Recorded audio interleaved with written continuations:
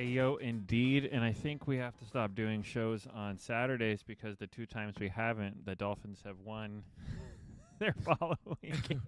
We're changing the date and time of the show to help Me not hang from the rafters. Yeah. It's for your mental health, man. I love you enough to. I've been concerned. There's those commercials where there's warning signs. Like, what did you miss? Are you friends with Bean? Have you checked on him? How often does the Skyway get blocked off for an hour? And What? you wonder. What a ridiculous weekend in sports. Like, what a lot's happened. I feel really good and sad at the same time, baseball wise, because I've told you those. They're a ridiculous 15th or 18th inning bullcrap away from being up 3-1, Toronto. 18 innings. They played a doubleheader. Yeah. And Will Smith caught the whole thing too, man. What a champ. That game last night was it's been a good series. And the Toronto-Seattle series was really good. The ratings are up, and it's been a good postseason for baseball. The Toronto was down, they come back. They had the most comeback wins in baseball this year. Toronto did. And every night it's like, okay, we're down. Last night it happened a little quicker than the other games. I'll tell you this, because everything gets thrown into the ADHD stew when we cook. And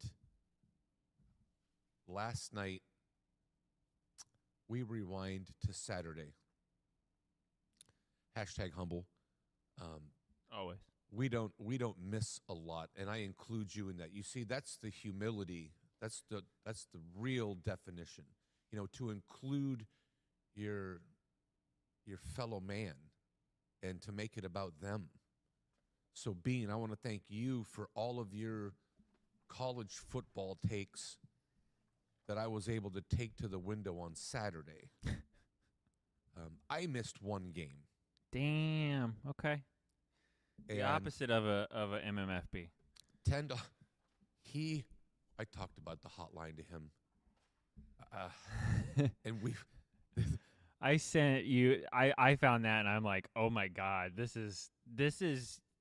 you and Mark. Like, you sitting there all, and Mark going, come on, pick up the phone. That's all the TikTok videos that are about gambling, all the jokes. I've seen that one, and it's really, really funny. Of course you have. Because it's a degenerate.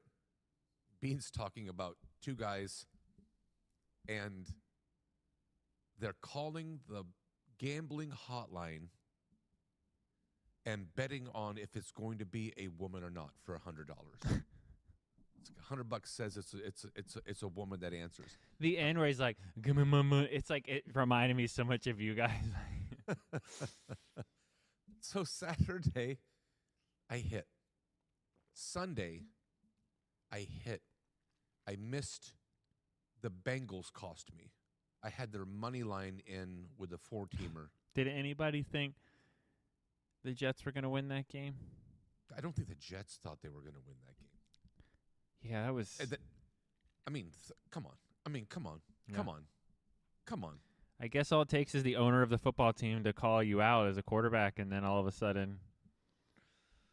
How are you anemic? How are you a -10 passing yards in a game and then pop your cooldown and hang 39? Now, granted, it's Cincinnati, but the ineptitude, the fact that they don't know what a forward pass is. Breece Hall is their offense, and Justin should just run around. Let him go be Mike Vick. Don't throw the ball. You do something great. You have your legs. You have to figure it out on the Yeah, fly. I was going to say for most of Vic's career, it was like he was going to throw for only 150 yards a game, but he was also going to run for like 130 yards. Right. So it evened out at least. That was his whole thing, and That's what they were good with that. Fields seems way more Vickish than he does. I don't More know. Vickish than Lamarish. Yeah, I was the only person I was thinking More of. Vickish That. than Randall Cunninghamish. Randall was the first Vic. That was a good time. Man, Randall was the guy. I was a little kid. Those highlights. This is why our show's called ADHD Sports. Yeah, now we're talking about Randall Cunningham. Because we're talking about Randall Cunningham. We weren't talking about college football leading up to the game last night, tying into the baseball. All of our listeners now have a nosebleed. Yeah. And Pick a sport. the emails are coming in. Will you finish your goddamn story? So it's just another day. Saturday, I hit. Sunday, I hit. Cincinnati cost me a quarter stack. It was a big number. I had a 4-team money line parlay.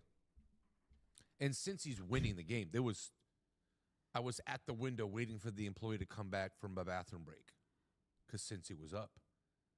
And then the Jets come back with that ridiculous, improbable drive, and they beat them. So, well, I caught the end of that because I was watching the Dolphins game, and then it went right to that for the extra time game. And the Jets scored with the same amount of time left, basically, as like they left the Bucs have. And I was like, wow. Yep. Joe Flacco for president. He definitely doesn't look like an old guy anymore like he did in Cleveland. That's for sure. He loves to throw football. Yeah, he does. Man, he just Spire. loves to He throw throws football. a pretty football. He does. He throws a pretty ball. Was all. That's why he was the highest paid quarterback for a minute. He can throw a football. The guy can throw a football. But I digress. Keep the rich cookie of storytelling. It just breaks and falls on the floor. I don't hit the Cincy game, but I turned $10 on Saturday into $92. Oh. Yeah, no, it was a good, again, #humble. Maybe more people listen to our picks. Maybe that we need to share more of our picks. I don't think so. We just keep the money to ourselves. We like to share with our fellow Say maybe man. that helps with your karma, like you're dishing out tickets. More to come. Oh boy. More to come. I talked to you. This is the triple exit ramp ADHD story. Okay, first it was Dipped your baseball, toes in some sports, college and now football, pro football. Now the conversation about you and I being on the phone, live on the phone. Had you on a phone call as I'm wearing a 3-piece suit going to a call. I'm headed to an appointment, and I'm talking with you live about some sports cards in the show, and I hear a honk of the horn behind me. honka honka. Not your clown honka. There's two things I really don't like. There's things I don't like. One of them is getting honked at. Unless you got that. Yeah. I forgot all about that. We were mid-conversation, and you're like, 1 second. Get out of your car! Hold on, I got to deal with something. Get the fuck out of your car! Yeah, I got somebody to talk to me. Give me one real quick. And you were going, like, completely cool as can be with me because you're, like, trying to finish what you were saying to me. And then you just flip a switch back to, get out of your car. But sorry, go ahead. You do not like being honked at. No. I don't. I don't like people putting their hands on me either. A man, even a woman for that matter, and that is funny because a woman is not prepared for a person to look at the hand that's touching me and then look up at them with disgust and astonishment. And that's the look that I give them. It's a Clint Eastwood. What are you doing? You're like Marvel supervillain. Like, you're being bothered. Like, how dare this little gnat? What are you doing? And the women in particular, #humble. There's a lot of elevator music is some of my theme music. So I get men but women will come up and they will put their hands on you, as a gesture. It's signals and signs. People will touch you. Hey, how are you? They put their hand on your shoulder or your arm, and it's psychology. That's a little different, though, right? I mean, that's It doesn't matter to me. I look at it. so if you're working in an attractive, nice lady puts her hand on your shoulder, you still get mad about it? There's so many layers to the onion. That's what I was like. I will look at them because it's my move. I have a gas face move, and it's legit. And if you were ever a 475-pound man or I was less, close. I was gonna say I was in Okay. the threes. and you have the audacity to stop the whole production, look at the hand that's on the body of an attractive woman, and then look at that woman as though you just lost your appetite and you're looking for a can. She's beside herself. Because when she wakes up in the morning and walks outside to get the newspaper, she's had 18 D's thrown at her. It's just what happens to women. Yours, mine, the girl next door. They walk outside and they're already pregnant. I mean, they've been harassed. It's just part of the game as a woman. You accept that waking up. All right, unless I wear a turtleneck and a refrigerator box as a dress, I'm still going to get harassed. If I do, heaven forbid you have something else going on. That's just the cost of doing business. The name of the game. So when a woman like that walks up to me and they engage, #humble, I don't struggle for company. And I got a big personality. So What? come on, it's just a rumor. But I did speak to somebody yesterday professionally. I had yet to meet her. Oh, I thought you meant like a therapist finally. I was like, I should nice. probably get a couple of those. It's about damn time. And she said, I heard about you. And I was like, man, do I need my lawyer? And ha, ha, ha, and the hand goes up and touches the back of my arm behind my shoulder on my suit jacket, which is blue plaid checkered to go with my plaid checkered I just pants. picture you walking around with like Shawn Michaels theme song always playing. It's radical. And I looked at her while holding banana bread and was like, what are you doing? And she says, oh, God. She's taken aback. I'm so sorry. And she's not hard to look at. So I don't know when the last day was for her that she touched a grown man and was not immediately air humped. And she touched me. And you were offended. And I was offended. And she could tell that by my You demeanor. became her in that moment. Here's the ultimate. This is not freshman thinking, fam. So this is my gift to you today. I'm going to give you at least one gift. This is my gift to you. Legit, son, this is for you. Biological, Woody, this is for you. All you fellas, this is for you. The astonishment and the hurt and the disgust and the surprise on my face was genuine because it is not my first day delivering said gas face.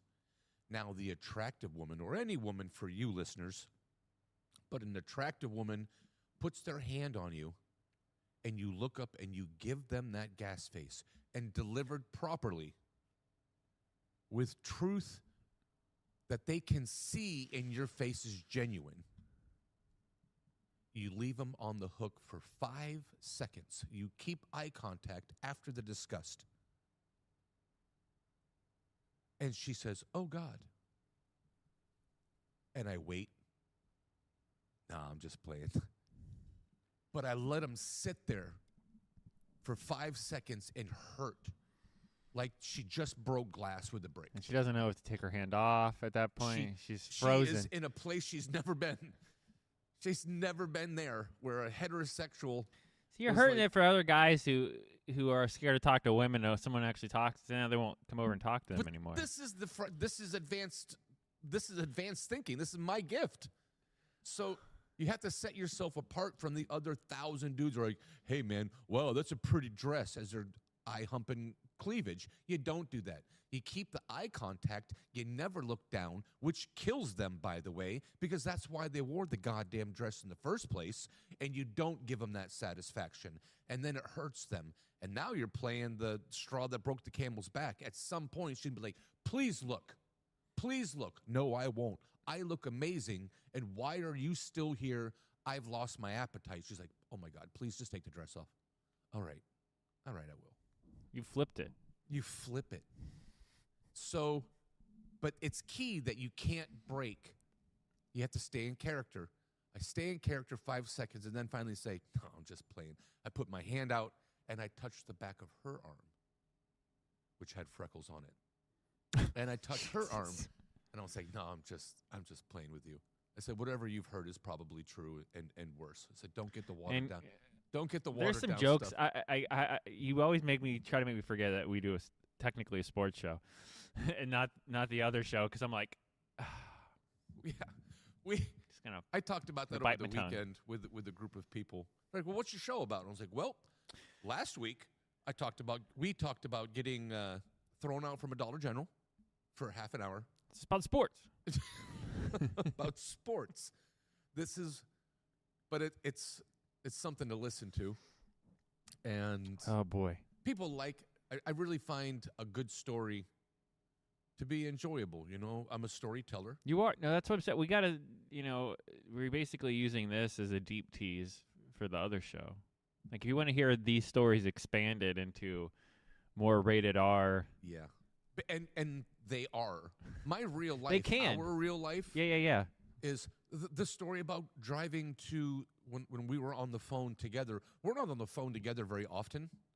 And no, you're more of a texter than a phone guy. Yeah.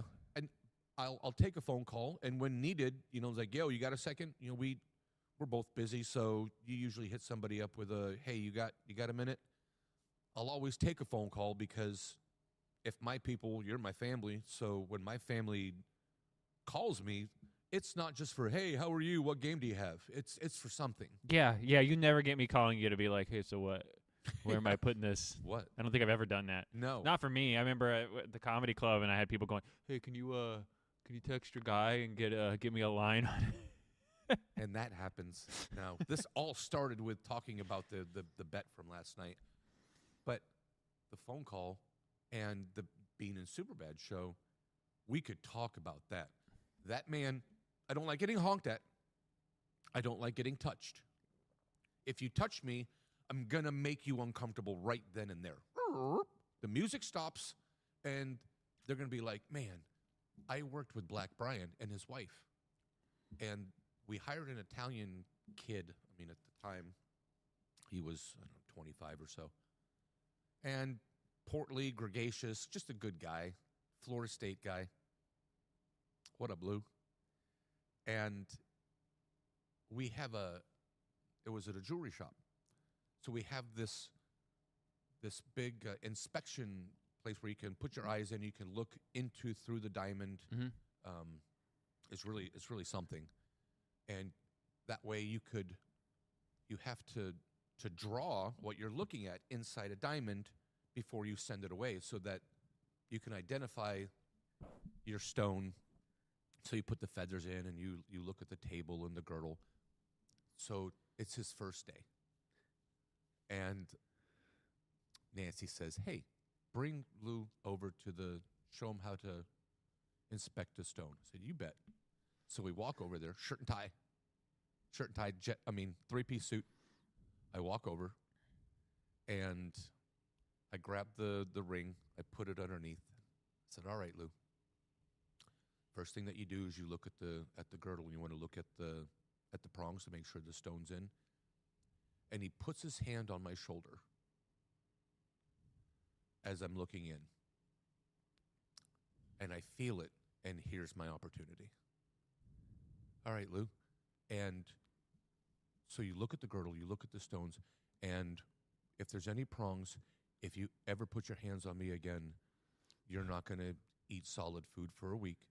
And I then turn the ring around and I go to the other side and don't ever put your hands on me again. And he says, oh, God, I heard about this and I'm still frightened. I know you're an asshole, but I still want to. It's his first day or first couple of days, and he's been someone dropped that knowledge someone's on him. trying to give him a heads up that you're a psychopath. Tried to. And he was still stricken with fear. Still not sure. He was, because it's the delivery. I never looked at him. I never broke the conversation. I just told him. Somebody said that you're Murdock Mandel. Nice. Real nice. I think Howie's got a real germ thing. I think you just like to screw with people. Yeah, I don't like germs. I will quarantine. Right, but I've seen you shake hands. I will shake hands. Bump fists. Yeah, so you're not that bad. I'm not that bad. But I will sell it as though I I was am. gonna say you might be a better actor. The Bean and Superbad show would have talked about that dude that honked his horn at me. And I'm on the phone with you, pleasantly talking about, A, B, and C. So, yeah, we're going to take this angle on the show, and that sounds good. Yeah, and a guy honks his horn at me, and I never break the conversation with you. No, that's what I was saying. You were like back and forth, like trying to finish what we were talking about while also threatening to murder the person on the other side. I'm 50 years old in a 3-piece suit. The dude honks. So there's oncoming traffic. I'm taking a left. There's oncoming traffic going the opposite direction that has the right of way. I can't just go out there You with just a go. crosswalk guard me like, everybody stop, I'm going to go. So this person, the oncoming traffic is taking a right onto the street that I'm trying to turn onto from the opposite direction. They have what is called the right of way. Oh, please go on. Explain. So the horn honks, and I lose my mind. It just snap. Your hair went blonde instantly. It's not good. So I honk back twice, deep honks. And I point at the car that's turning with its signal on. I was like, this guy doesn't know how to drive? And I could have just let it go there. The guy didn't see the car, I guess, because he's behind me, so he just sees nothing coming. Yeah. And he's like, dude, go. Wrong guy. So I take the left, and so does he. And that's when you hear... Pull over. Pull over. My hand's out of the window, and I'm pointing him off the road like a cop. Pull over. Go over. Pull over, and I'm pointing to the left. I'm going to teach you how to use that horn. Then I point to the right to a parking lot with a gas station, and I say, pull over there. And I'm still engaged with you in conversation. Yeah, so that's, pull over. And then it's about 10 seconds of you worrying about the stand your ground laws in Florida. Yeah. I was like, please don't hear a gunshot. Please. I turn, so does he. I pull off to the side to allow him to get around me so that I can look at him. My window's obviously down because I'm pointing him over. He gets next to me and continues to drive. No eye contact. I hit the horn again. And then I accelerate. What happened? To get next to him, and I'm still pointing him down. Pull over there. Pull over there. He speeds off. Now it's not good for him. He's recognized he's not where he wants to be. And I don't know who he thought was driving the car, but he found out. And he speeds off to the side of the building so that he could probably jump out and get help because he's concerned. And then I turn around and I get back on the road and I engage back with you in the conversation. I was like, yeah, so that's a good idea. And then with the sports cards, you say, Jesus Christ, I'm still frightened. He said, I'm still frightened. I was like, yeah, I just don't like getting honked at, man. Yeah, don't honk. That's the lesson. If you see Murdock, even if you're a fan, don't honk at him. You could, if you honk and there's a hand out and a wave, I'll be able to differentiate the pretty quick. I'm still gonna. Oh, hey, what's up? the hair does go up. It turns blonde and it goes up pretty fast. That's a skit I'd like to do, like a Goku who has no patience and everything makes him just go Super Saiyan. So that was, I think, Friday. Saturday hit my game. Sunday, with the exception of the Bengals, I'm still up. So $10 turns into $92. It's good. It's a good weekend. Yeah. All that to say, I don't bet games just to bet games, Mark. I only play the games that I like. Speaking of, is Mark okay? Is MFB okay? I don't. Yeah, MFB's doing okay. He's back with his employment. Something else he had to go do? Yeah, he got called off to the Justice League of hair follically challenged men. He's the Injustice League. He's doing okay. But I hit, and then Monday, I didn't like Kansas City minus 10.5. I didn't like the Skins plus 10.5. I might have wrote you, but I talked to Murdock Sr. and Mark. The only opportunity that I'm going to play is if Washington gets up first, then 10.5 favorite Kansas will be 5.5. It'll be a lower number, but the only opportunity is to have the other team score, and we looked good for a half. Yeah, no, yeah. I mean, we were the Miami Dolphins secondary last week. We looked good. No, Mariota looked like he took for at least a bit. At like the half. Yeah, he did some kind of age regression drug and he was running around. Yeah, like he looked was young. He's like, cool, man. This is He's rad. diving and backflipping and. Yep. So it's 7-7 at halftime. Kansas City's minus 5.5. I push my chips. Like, okay, I see an opportunity here. I'm gonna take that. And then boom, boom, boom. We talk about which quarter of the football game. Fourth quarter. All you listeners, my second gift is the mother flippin' fourth quarter. So the fourth quarter was 12.5 points. 21 points later, to the window, to the wall. Make all my vegans fall. And then Kansas City minus 5.5. It all comes in. So now I got a stack. When I get a stack, I take my money out. It's what I do. And then I'll keep my stack that I started with in there. Exactly. That's what I'm the same way. I cashed out. I'll leave $5 in, try to rebuild another stack. We're twins in that We're spot not. as I'm well. not Mark, where I'm like, I did lose 400, but if I push another 400 in. That guy needed a hotline and an intervention. He needs more people that loves him. He put $100 on a 14 parlay. Oh. It's gonna go from joking to like on Sunday, and then chased that with a $70 5-teamer, and he missed. Obviously, he missed, and I make $10 $150, and I'm like, but he likes what he likes, man. It's entertainment. He wants to spend his money like that, and that's fine. Is it? I mean, is it though? It's good. It's good radio. Yeah, that's true. I can't. People only listen. They can't stand me, and they don't like you, but they want to hear him. Poor Mark. Pull the wheel into oncoming traffic once a week.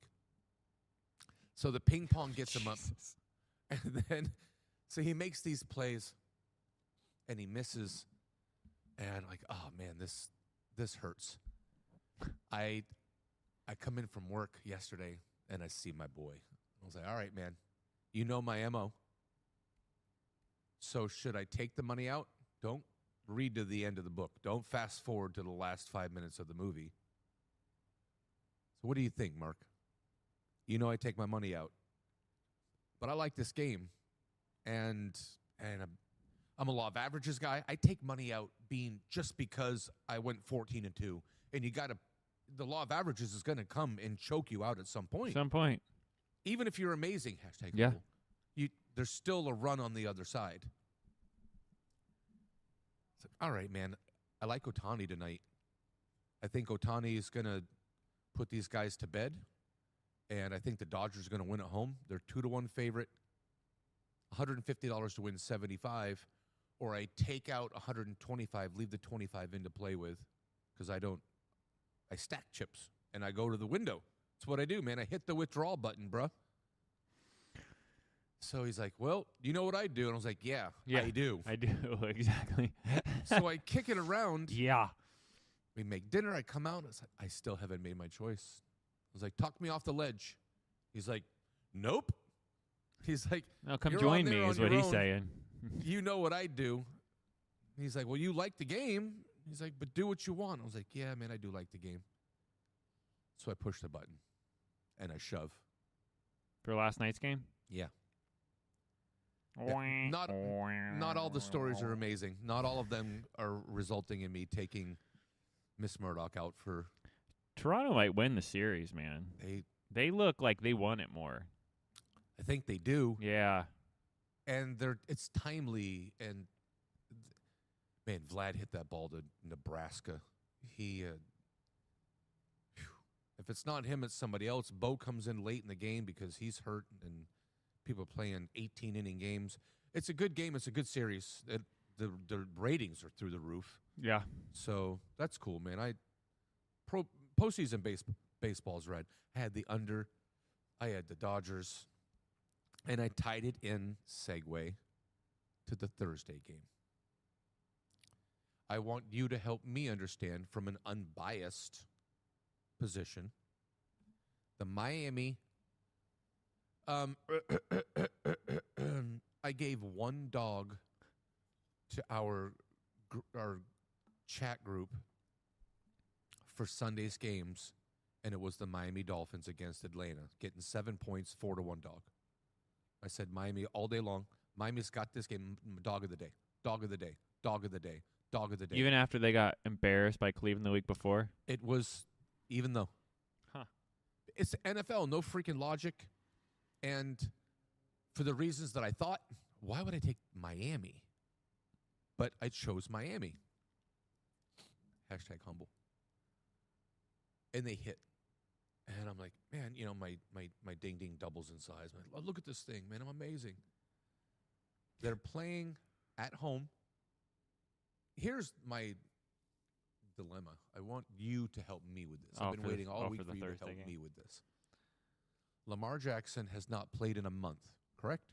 Yeah. Right. Now they're in trouble and going to get fined because they lied about the injury report also. He's been injured, but he hasn't played a football game in a month. So he just pops his cool down and goes out and plays like Lamar. That's earlier the in hype season. because he's coming home to where he grew up, and he always likes to put on in front of his family. He hasn't thrown a football in a month. There's no ring rust at all. I mean, at all? They're an 8-point favorite, Bean. An 8-point favorite. Yeah.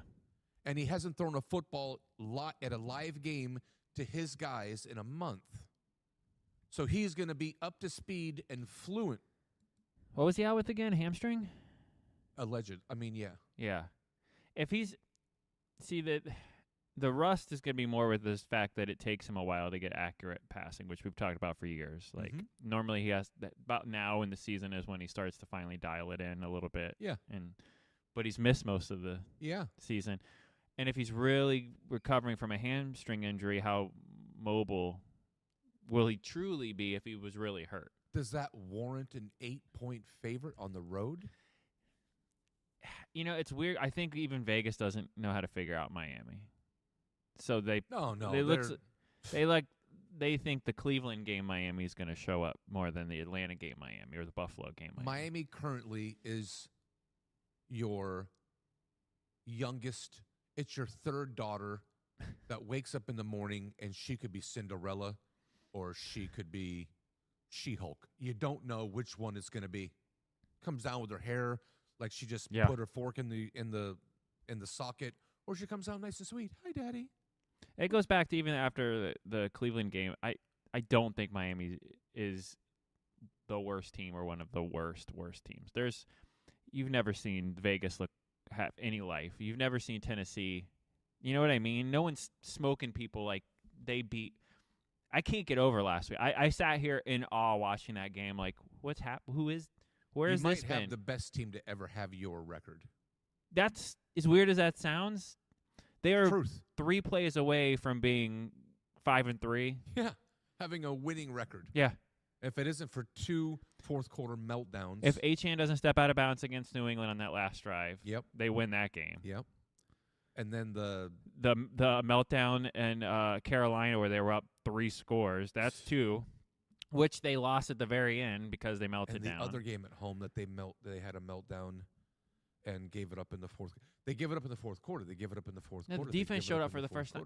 They melted down against the Bills. They were driving to beat the Bills. Yep. And Tua said, "I don't want this ball. You take it." Right. And then the Chargers game that they were winning the That's the entire other one. game and said, "You know what? We don't want to win this game either." That's what I say. They've lost by 2. They've lost by 6. And all at the last drive of the game. Yeah. It's coming down to the last drive of the game. They have a winning record if it isn't for the poor execution and Which made the Browns game weird. The Colts game now, in retrospect, they're the best team in the league right now. aren't they? So it's like, okay. But the Cleveland game, yeah. So I don't know. I honestly don't know how to help you because I don't know what Dolphin team's going to show up. I think Baltimore lays the wood. I think there's a good chance that happens. But I'm We all sat in here and you guys all told me that Buffalo was going to run Miami out of the building. And with 3 minutes left, it didn't look good for Buffalo. You know what I mean? Right. Like, so who's going to show up? Who's No gonna show one up? in the nation thought that game was going to be down to the last drive. No one. There was not a person that in the world that thought that there was going to be a competitive game. Same thing this week. And when that is the case, you want to take the other side of the betting public, generally speaking. But you just said you think Baltimore's going to lay the wood, though. I do, and that is what also bothers me because when I Is Lamar going to be able to do that? I mean, he's being gone that long. I don't know, man. I don't know either. And if it's the same Miami team from last week, If it it's will that be team, then competitive. Baltimore will not win that game because they're not. They're 2-5. People are acting like Baltimore is 5-2 or 6-1 Well, they need to right win now. out. Like they need to go on a heater. That's what I'm saying. But you would think, based on the odds, the line, the way people talk about Baltimore, still that they're not sitting there with 2 wins. Yeah, with basically the same record as the Right. Dolphins. And the defense that doesn't look as good Might as the be- one Miami It has. might be worse than the Dolphins' defense. The Bears suck. They can't beat Hudley. Atlanta just beat Buffalo. Figure it out. That's man. When you what I'm figure it out, you saying. tell me. That's why they call it the NFL. No freaking logic. How does one team look like world beaters, and then the next week they're Sunday school teachers? It's insane. Help me understand that. Which is like, how can you be so confident to give Baltimore that big of a? This is the main reason why I play such heavy games on Saturday, because I believe you can handicap the Indiana game.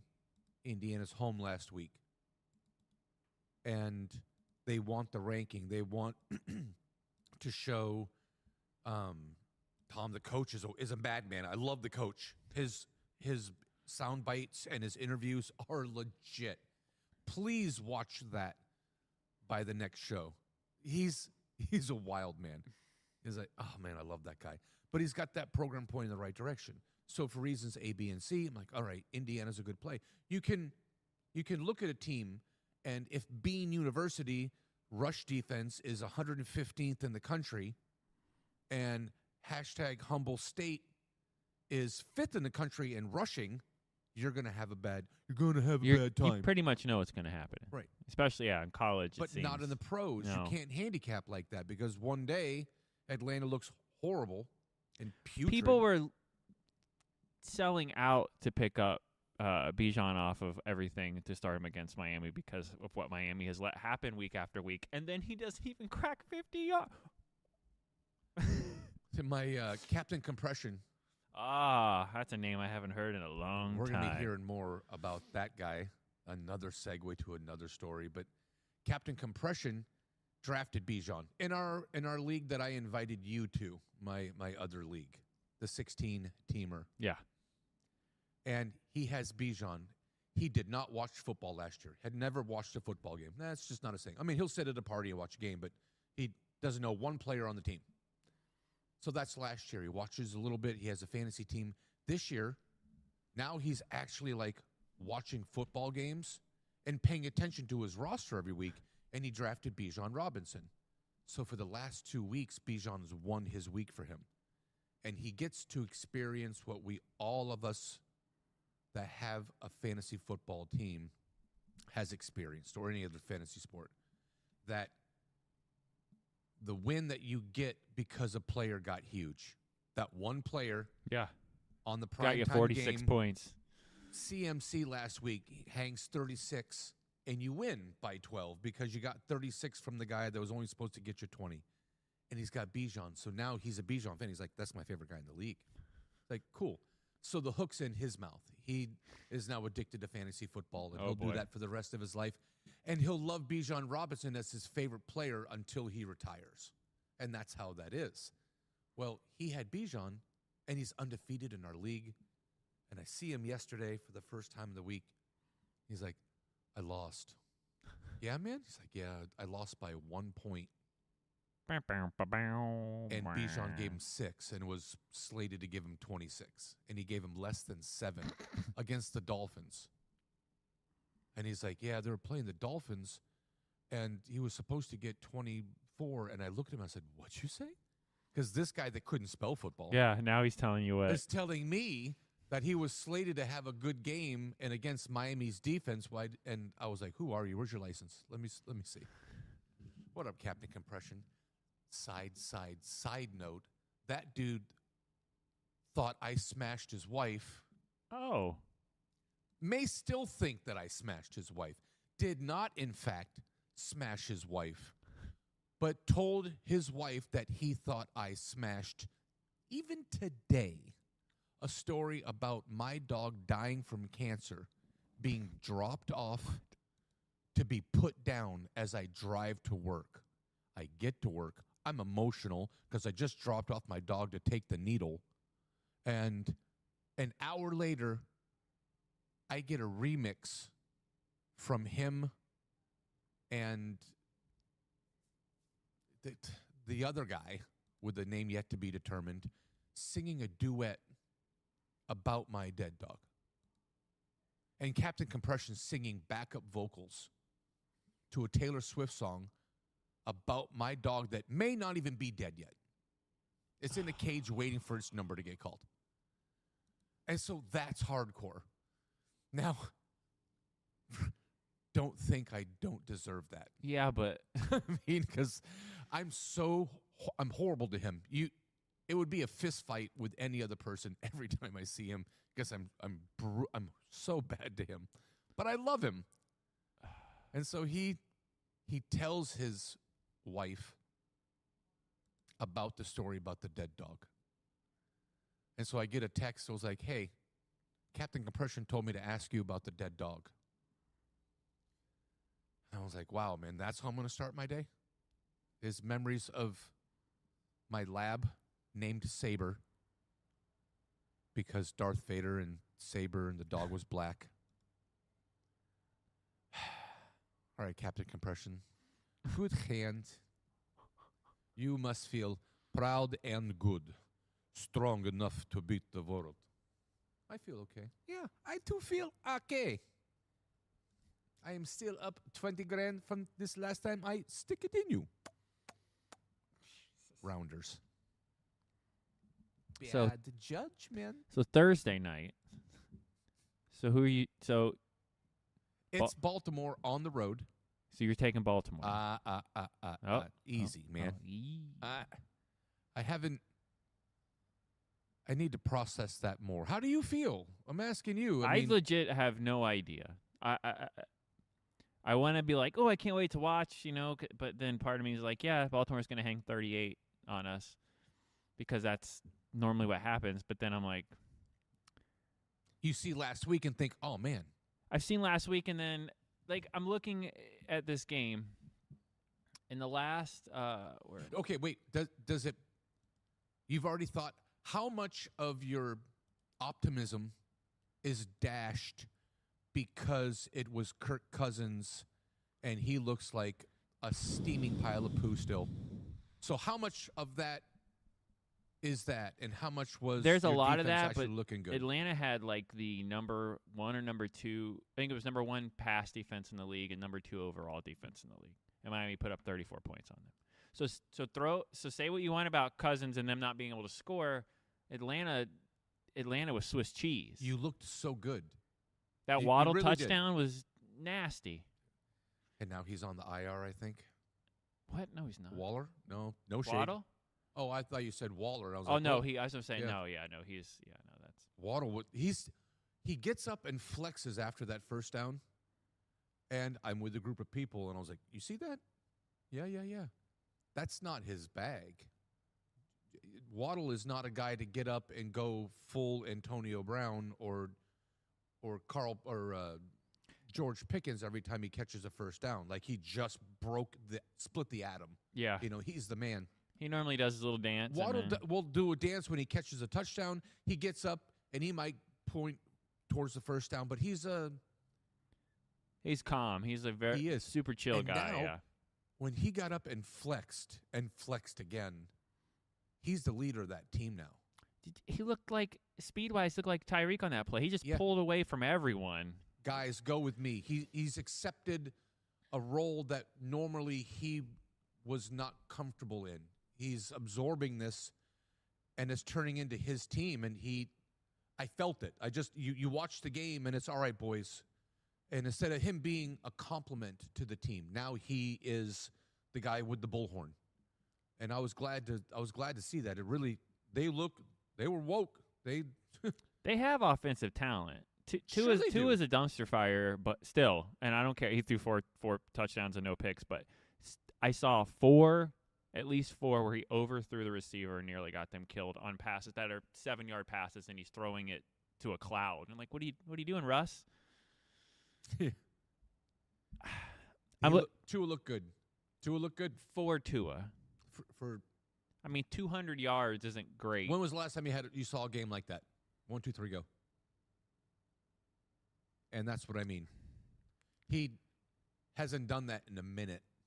It's been No, but that's after back-to-back 3+ interception or 4. You know what I mean? Like, so it was am I nice going to get see. the up and down every week? That's one of two things are going to happen. They're going to come They out. benched him the week before. We were talking Yeah. about him not having a job a week before, and he comes out and gives. Maybe that helps. Sometimes that does help Maybe it players. does. Like, hey, buddy. Pressure makes diamonds. They're either going to come out overly confident, get burned on the first drive, start getting mad at each other, and melt down into a puddle and get beat by 40 points. Or they're going to come out with that same fire they play with at Atlanta and absolutely shock everybody. Because the last time they had this record, they broke off like 7 wins in a row and finished the season 9-8 when they started off like 2-7. Is it possible? Yeah. I don't want McDaniel fired, and so that's my whole reasoning now. Is I just want them to win to get I don't know, the roster. I don't know. I don't know what to think anymore about the team. And if you look, I'm looking at the last 5 games for Baltimore. They lost 38-30, 37-20, 44-10, 17-3 before they won last week in Chicago. That's 17-point loss, 24-point loss, 14-point loss, 8-point loss. Miami's last 5 is 27-21 win, lost by 3 to Carolina, lost by 2 to the Chargers, and then the blowout in Cleveland. I haven't seen such a pretty ball thrown out of bounds since Blake Bortles in Jacksonville. Wait, for which one? Caleb Williams. Oh, yeah. There's been so many plays this year, like late in the fourth or on 4th down, where the quarterbacks just act like there's a 5th down, and I don't understand. I saw Mariota do it on Monday. Like, what are you doing? How do you throw the ball in the bucket to Terry on a Oh, that one play was beautiful, beautiful. and then throw 5 other steamers? Yeah. I guess they have their law of average as well. I guess that's why he's a backup, though, now, seriously, because he couldn't consistently. Because that throw was a rainbow Only moon he shot could that catch dropped Yep.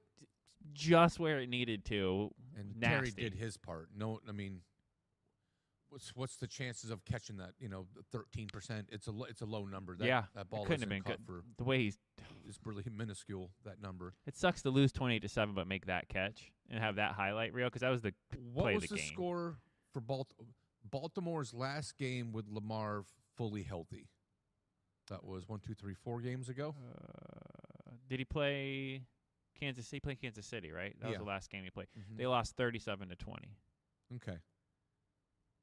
And that's when Kansas City started to go on a heater. That was Kansas City's, I think, first win of their 4 in a row Yeah. now or whatever. Yeah. And before the Kansas City game, They lost to Detroit 38-30. yeah. So they've The other teams get points. I like the over of the Miami game. It was 50.5 point as of last night. I would buy that down to 47.5 or 40. It opened at 49.5 and it's currently at 51.5. Public perception always pushes that. We talk about that. How Yeah. the number goes up for whatever reason. Like, why does it go up? And it just goes. People want to see points, and they want to see points, so they push up a number that shouldn't be up there. It's all trending towards Baltimore now. Everything is pushing towards Baltimore. I think it's Baltimore in the over for me. It is going to be. If Lamar comes back and Derek stopped fumbling the ball. That's the biggest thing is You can't handicap turnovers. well, you can't, but if Henry is what Henry normally is, then they don't even need Lamar to do anything. They're going to hand the ball off 35 times to Derrick Henry. See, that's where I could see the game going low score. Because if they don't fully think Lamar's healthy, they're just going to run the ball and the game is going to move. Tua plays 3/4 of how he played last week, and Baltimore plays to their ineptitude levels that they have been. Then I think Miami scores 24 at the least. No. At the least, I think. Well, that's why I said they're either going to come out and they're either going to get steamrolled and they're going to score 6 points again, 9 points, or it's going to be a shootout. Well, it's time to call the ball then and tell me who's going to win the game. I don't even want to pick this by one. what? I say I think it's Baltimore 30-24. I'm taking Baltimore and the over. I am not laying the 8 points. Want to hear something crazy? Baltimore has scored 174 points this season, given up 210. Miami has scored 174 points this season and given up 215. Wow. But Baltimore's played one less game than Miami. So their offense is probably a little better, but their defense is probably a little worse. I don't know. I'm looking at everything, and it's way more evenly matched than I think people are going to give it credit. And Miami's at home. You could buy points and get Miami getting 10. I mean, the number's already pushing it up. It'll stay at 8. It's not going to go to 8.5 and 9 and 10. 8 is that's where that number will hang. It always, when a team's laying 8, it kind of stays at that number because 10's 9.5, 9's another number. To get to 9 means you think it's going to get to 10. I want to tell you what what it would be. Getting Miami, you take Miami and the alternate points. Let's take a look here. Yeah, go ahead. All right. Because Cool. What's the spread? We take Miami getting 10.5. That's attractive. That's a redhead with freckles. That's attractive. And then we like I like the over. If you take Miami's an 8-point favorite as it stands right now, Hard Rock. Baltimore is, yeah. Miami getting 10.5 points. They lose by 10, you get paid. Is minus 145. So you bet $14.50 to Wow, make so I 10. really think Miami's going to get steamrolled. Minus 145 at 10.5 points. That's what I'm saying. That's buying it up to 10.5. And it's still not great. And it's still not 2-1. It's still not even close to 2-1. It's minus 4.5, minus 145. Well, that's why I'm saying I really think it can go either. It's going to go either way. I don't foresee a Miami blowout, but winning wise, I see them blowout loss or a tight win. I can't. Let me ask you this: if Miami comes out and it ends up looking like the Atlanta game, hypothetically, and they beat Baltimore, 34-13, do you think then that things have turned, or do you think it's just 2 fluke games in a row? No, I think things have turned already. I think it's a Rocky movie, and they just got beat, and they just got because next week I think they've got Buffalo. So if they somehow manage to pull this off and beat Baltimore, then go to Buffalo, you know what I mean? Then it becomes okay. If you string 3 together and beat Buffalo and Baltimore, 2 teams you can't ever beat, you're in the mix. But that's what's got to happen. And oh, by the way, you got to beat Lamar Jackson and Josh Allen back-to-back weeks. Josh Allen has looked pedestrian the last couple weeks. Buffalo in general. He didn't need to do much last week because a guy named James Cook is still employed Jesus, by he's on my Buffalo. fantasy team, by the way. I had like 30 points in the first half before. I was like, oh, I'm winning this week by himself. That was nuts. That was nuts. You get a guy like that gets huge, and you'll remember him for the rest of your life playing fantasy. Oh, I had James Cook that one game. Remember that one game where he ran for a 75-yard touchdown? Yeah, I had him on my fantasy team. Like, you're the guy. Like, you're his manager for the rest of your life. Yeah, that was me. I did that. Buffalo last week, 7-point favorite against Andy Dalton after a week of rest. After a bye. That's because Carolina had won 3 in a row. Carolina won 3 in a row. And they were feeling good. Andy Dalton. Buffalo comes in after a bye week. And I went like this. Yes, sir. I'm just waiting for a teller to come back to the window. I have a stack of chips. You guys owe me some money. That was the easiest bet on the board. There was a couple of easy ones. Indy looks unstoppable. Oh yeah. Jonathan Taylor, you and I have known each other a decade. That's your Jonathan boy. Taylor was my guy coming into the league out of Wisconsin. In the show fantasy league, I have Jonathan Taylor and James Cook. James Cook, 48.6 points. Jonathan Taylor, 43.5. What are you talking about? Like, you're gonna win that, and you're gonna walk away with that championship. I didn't need it. Waddle got me 20. Oh my God! So I didn't need. Wow. Yeah. Johnny Taylor's my boy. Man, I'll say it every week. That's my guy, and that's my guy. Like, oh, well, they're going to be bad. What happens if Indy's bad and Jonathan Taylor's not going to be able to run the ball? Yeah, man, just give me my pick. I'm picking Johnny Taylor for the win. He's been, even when they've been terrible, he's managed. He's been injured a lot. He was injured a lot, and that was the concern coming into this year. But was he injured or was he injured? Because our team's 5 and whatever, and I don't feel like tugging the rock 48 times. And we need to continue to draft linemen from Notre Dame so that eventually when we do get a team that's put around a quarterback that isn't horrible, we can protect the guy. They've been putting their picks into their line like a smart team. Yeah. And now Danny can sit back there and not worry about getting dump trucked by both directions. He doesn't have to look both ways when he crosses the street. Man, they look great. They look good. They look great. He leads he already has 850 rushing yards. Every week you put him on your daily, FanDuel, DraftKings, whatever it is. You just take him blind every week. You have to take him blind Vladimir Guerrero, you put him blind in your lineup in this year's postseason, the whole postseason, you put him in blind.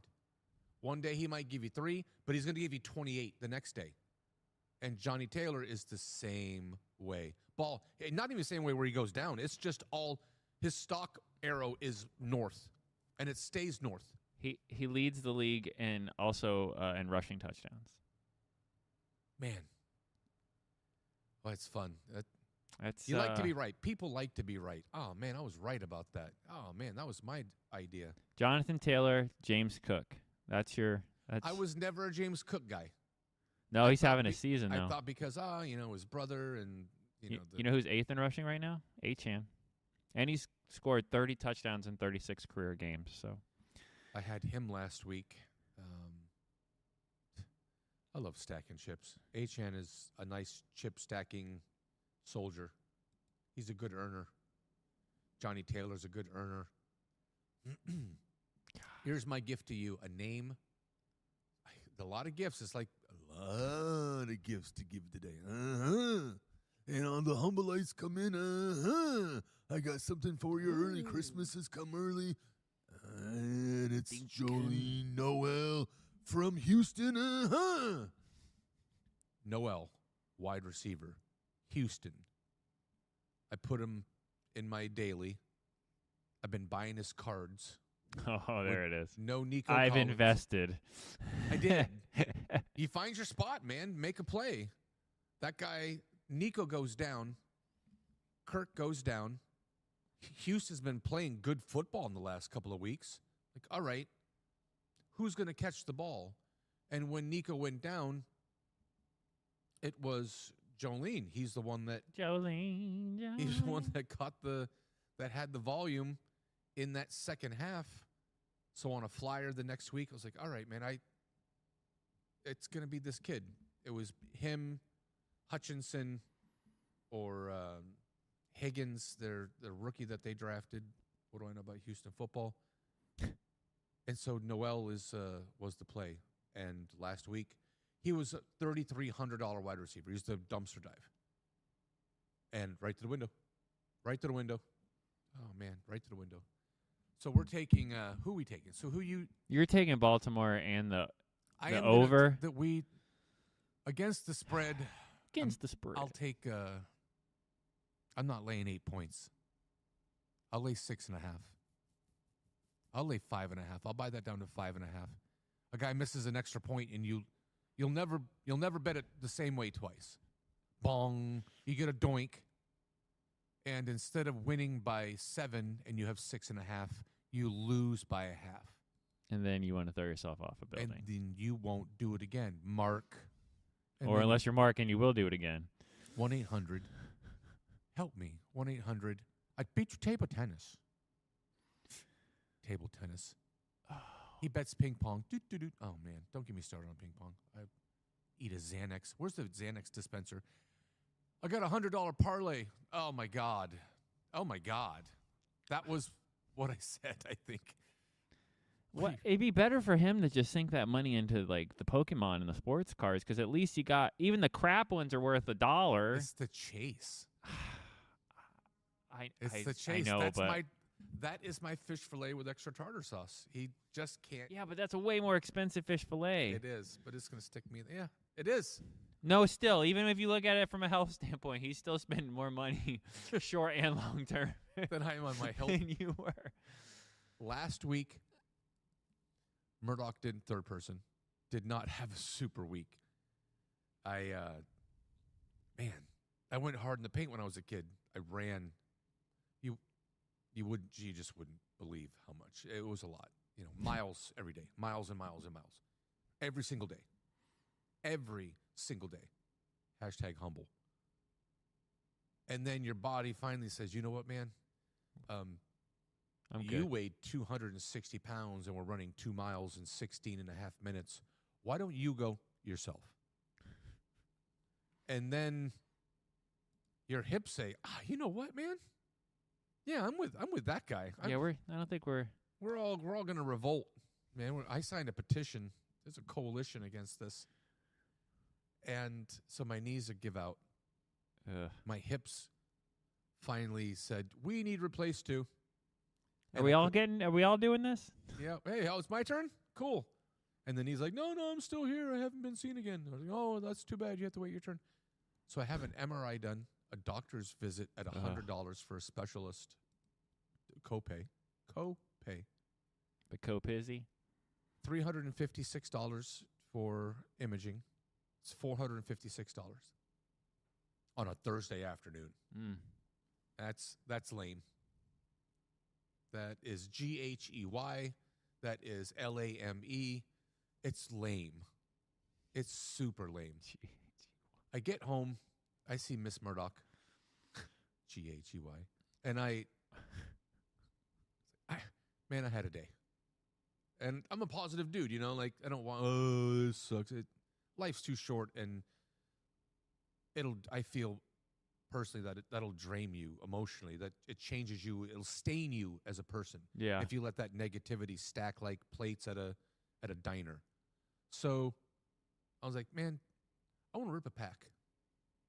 I feel like ripping it. Let's rip a pack. All right, let's rip a pack. So we both get a pack, open up the pack. 9:55 at night. 9? 9! Es für Knoxville Uhr. I didn't say that very Germany at the end. Uhr. Anyway, I'm going to see, aren't you proud of me as a person? I'm letting that go. I've grown up enough to, all right, that's a lie. Captain Compression's ex-wife sends me a text. I don't text her. She texts me, though.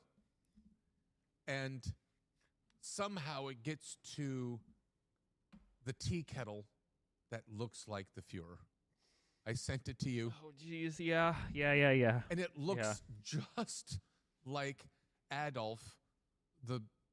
It's unsettling. Because once you say that, we'll put it up. It does feel like something they would sell on Donald Trump's website. It does feel very. All right. Yeah. It does well there. And she doesn't get it. I sent her the picture, and she couldn't get it. I had to find a picture of, so I'm on a list now. I go to Google, look up Hitler pics, find a picture of him with the little mustache, with the short mustache, and then put it next to the kettle. And she's like, oh, I finally see it. Yeah. There you go. Thank you, Captain Compression, for putting me in that flies in my uncomfortable. Thanks for the kettle story. Mark needs therapy. Will Mark be here on Saturday? He will. Okay. He will. He'll be able to defend his honor and his picks. Well. And how Pittsburgh. Well, half of that. I mean, I don't know about defending, but. We had an interesting week. So the super ADHD sports. Because I'm trying to get. I don't know if I'm going to make gun. $454 I spent. $456. I get back. I rip a pack with Miss Murdock. Mark comes in from a dart tournament, and he looks like he's walking on a ship that is in the Indian Ocean. And without the calm seas, it is in a bad place. So he's in a good place. And I'm ripping a pack, and he's like, "Ooh, so what you going to get? Let's look." And so card flip. And I get to the end, and there's a shiny card. And there's usually a couple shiny cards in the pack. And the EX cards are like the poor man's versions of the really good cards. Yeah, they're like the sparkly. Yeah, so the sparkly, shiny ones. The ones that look like they should be worth something? Have a little brother that looks a lot like them that's worth $2 a card. But the one that if you get the cobwebs out of your eyes and you look at it, it's the one that is the chase card. So don't read to the end of the book. But I rip this pack, flip. I get to the last card. And it's the chase card. I go to eBay. Raw is $260. $285. $240. And you said you're going to get that graded. Graded PSA 10 is $800. That was the cheapest graded card. What's like a graded 8? Is it still worth more than a raw? No. A 9. 9 is the same value as a raw card, generally speaking. Maybe a little bit more, but not much. So it's almost not worth it to get it graded. A Bean rookie card is worth $100 raw.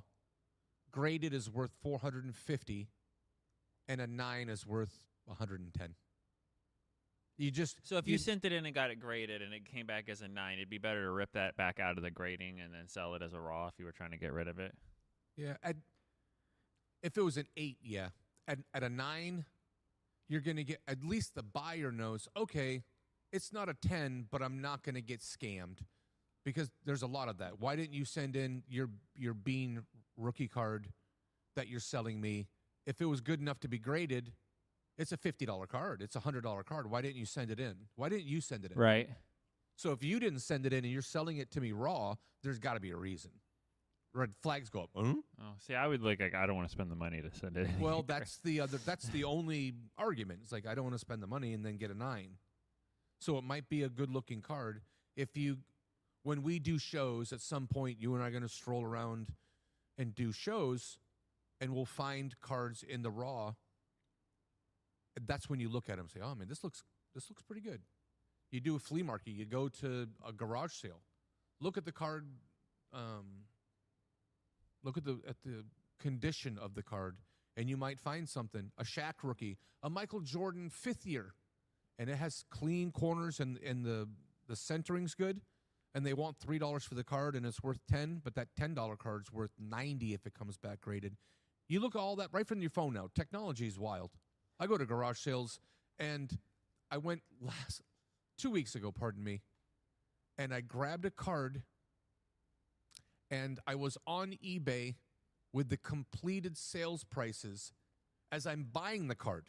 And I give the lady the $4 for the card, and I have eBay up in this green numbers, and it was like 30. And she sees the card on my phone as she's giving me change for a 5.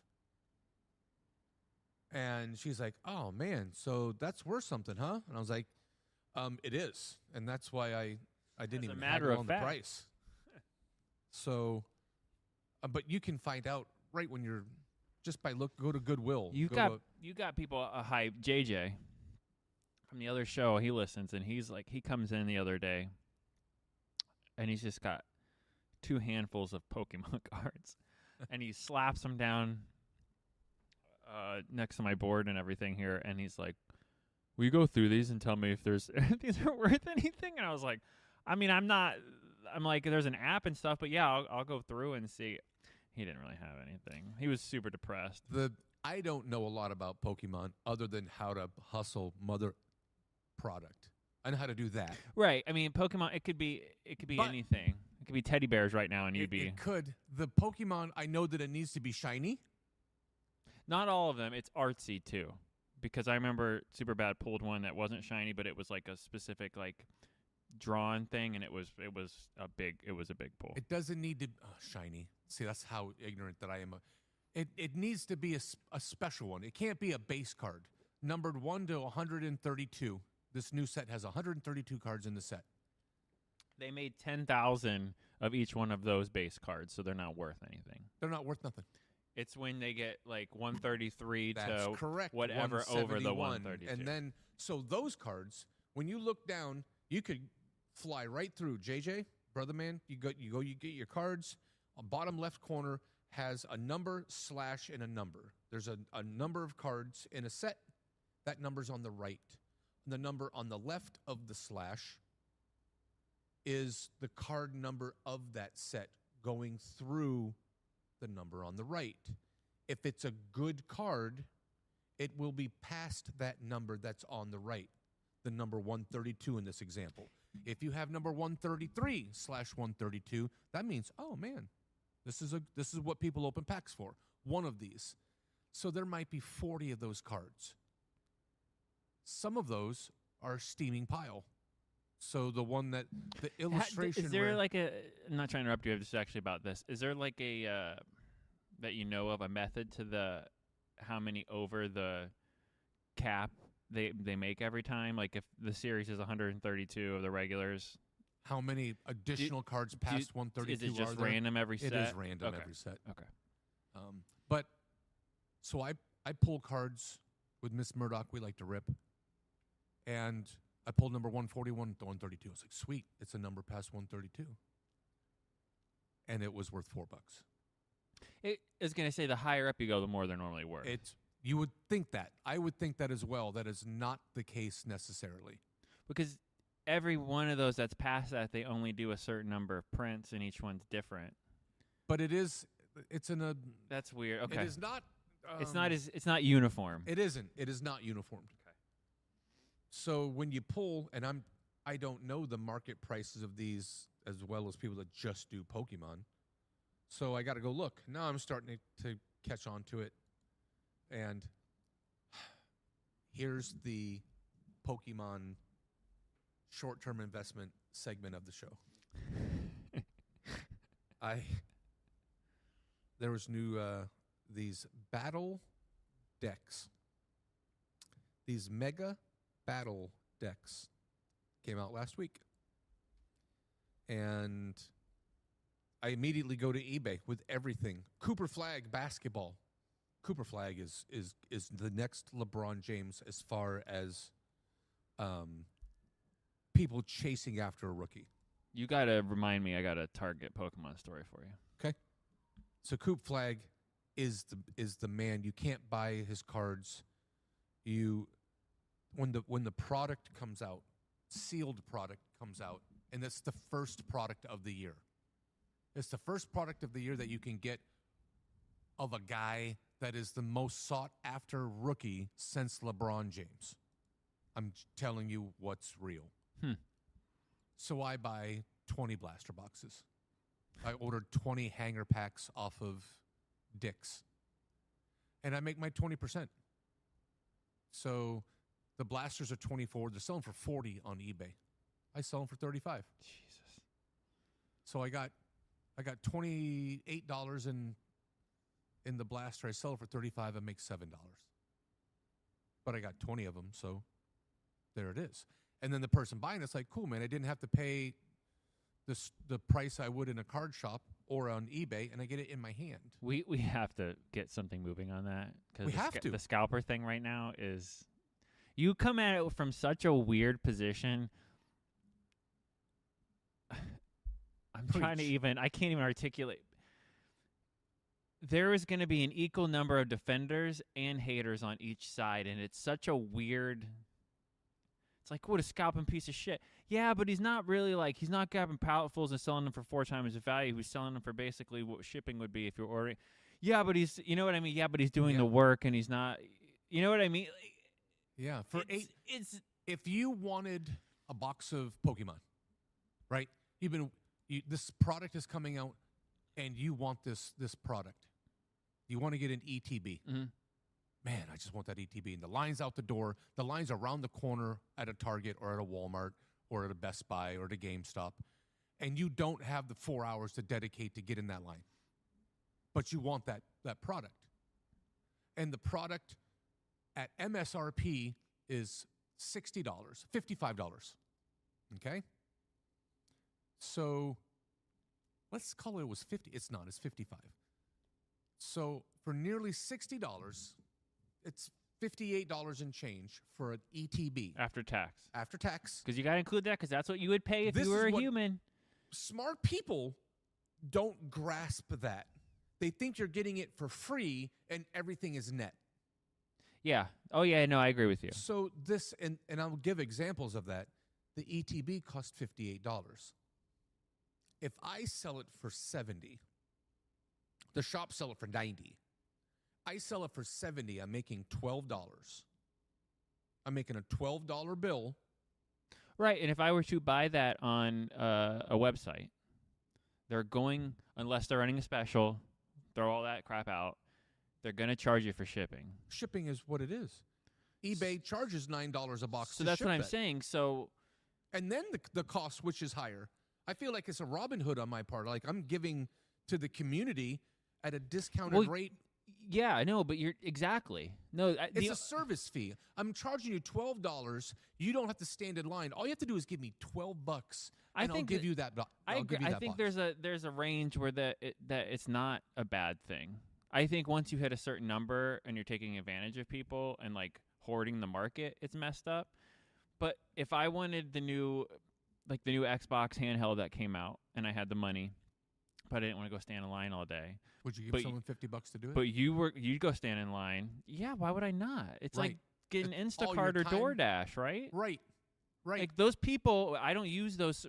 I'm not gonna because I think that's too much for food. But if people are willing to tip or spend a $10 fee and then another $5 tip, so they don't have to go out and get the to get their $7 thing and get their ice cream, right? And that's now $30. What the hell's the difference? What is the difference? The 3-pack, a booster bundle has 6 packs in it. I pay 32, so it's 35 after tax. And I charge 45. So I get a $10 bill. And they're like, $45 your POS, $45 your POS. And then they offer me 30. How about 35? I was like, 35? I paid 35 for it. See, to me that's Why just as bad, if not worse, than scalpers, because like you're so lazy that you want to pay less than what it would have cost you to go buy it legitimately at the store. You want a discount on that price, and if the person will give it to you, they're a piece of shit. That is the majority of the laugh from my position, is because every day I could open up my phone right now and read a message. So how about $37? Dude, I paid 35 after tax. I'm going to stand in line for an hour. Yeah, and I'm gonna drive and my somewhere time and my or gas. mail it to you and spend more money. What? And then you want me to drive to you? But they think like that, Bean. They really That's believe what blows that. my mind. So then I have to kick them knowledge like that. So okay, I'm making $8 on this transaction, and you want me to drive to you and bring this to you? That gives me an idea, and I shouldn't even say this. I hate that we're live because I want to cut this, but we should do something, and I'm not kidding. It would not be hard to set up a small thing here. Like, instead of DoorDash or Instacart, we do, like, card dash or whatever, where people order. We put up what we have on the app. They order, and then you deliver, because then no one's going to complain. If I'm like, hey, I want some Pokemon. Man, there's supposed to be a drop today at Target. But they dial up our great app, business plan. right? No, it really is. I'm not I hate even to say kidding. that out loud because someone's going to jack up. I know I got to pull this down when we're done, No because kidding. think about that. If they pay for it ahead of time. Because then they're not going to, if they're like, man, like, okay, if I knew that Target, for example, was going to have a bunch of cards today, and I knew that they're not going to have a lot, but they're going to have enough that if I got up and drove down there and got there early and stood in line, that I'd be able to get the packs. Or I could sit at home, hit the button. Cool, they have some in stock. Boom. Oh, it's a $5 fee per pack plus $5 delivery. Cool, but I don't have to leave my house. I get them guaranteed. I don't have to take the risk. I can sit right here with my with my energy water. Right. And that's what people do for food, and they have no qualms. They don't have one issue. Nope. They pay the extra fee. So what if So you did $2 a pack over what I paid for them? I'm the Antichrist. Right, but if you do it the other way, you're the hero. Yeah. So we need to talk about that. Let's start an LLC. Yeah, we need to. This is going to get scrubbed. All this is coming off the show. There's definitely a market for that. We get hit up all the time. Hey, do you deliver? Hey, will you bring it? I'll even give you some extra. Like, See, and I'm okay with, like, and then people will say security. What if someone tries to rob? But if we keep it small and it's us, I'm not worried about that. I'm not either, because I don't get scared of much. But point being that there's a business opportunity for Pokemon Eats. You know, and all the cards, like, you know, yeah, all the cards. That's because you can say what we have in stock, what we could try to get, and then if we can't get them, we don't, you don't but have to get. But it's just a service fee, and that's all that I'm charging. And that's all you're charging. That's my point. A 3-pack blister cost now it's $10.99. It's $16.99. So it cost almost $19 for a 3-pack.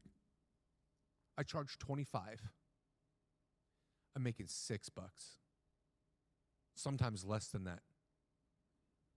And they're like, okay, well, how about 20? And I was like, but that's what I paid for them. So, but they can't process that. And then they realize, so after I tell them, Bean, I was like, you know what? But I paid, there's tax, so it's not $15, and then I'm making $5 each. It's $16, it's $17.50. And then they say, oh, yeah, they get it. But these are people that, kind of have a general idea on life. They can do math, but they can't process that. They can't process the tax. They absolutely airmail in the tax. I told you I was going to read you a message that was certainly in my inbox. I bought the Donruss football. Mm-hmm. You remember that? Oh, I owe you a couple boxes. I forgot those this morning. And they they think it's free. This guy writes, I have a 10-box lot up on Marketplace for $750. You do? Yep. It's $75 a box. They're $56. They're $55 Before tax. before tax. So they're $60 after tax. You round up from the 58 change and call it 60. I have it at $75 a box. I'm going to make $15 a box. All the streamers buy these, Bean. They're the ones that bought 23 boxes from me last week.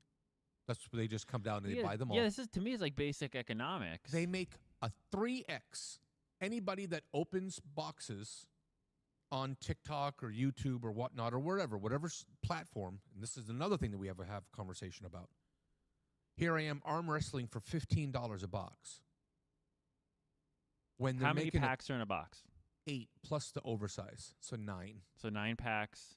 So you're getting them at less than, what is that, about $8 and change a pack? At $60? Well, I would say like 75, yeah. Call it that.